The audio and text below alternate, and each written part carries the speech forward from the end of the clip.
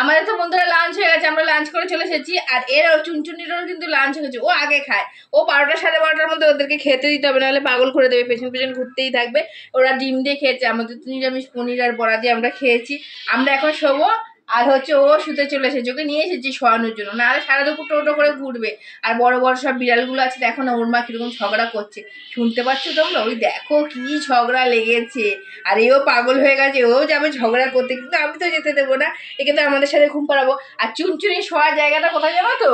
আমি দুটো কোল বালিশ একসাথে নিয়ে শুই, এই যে এইখানে জায়গাটা হচ্ছে ওর শোয়ার জায়গা, এখানে এসে শোবে রাত্রেবেলা, একদম আয়েস করে ওখানেই ও শুয়ে পড়বে, আমার গায়ে ঘেঁষে শোবে, গা থেকে দূরে না। আমি যেরকম শুয়ে থাকবো আমার গায়ে লাগিয়ে তারপরে ও ঘুমাবে, জানো তো?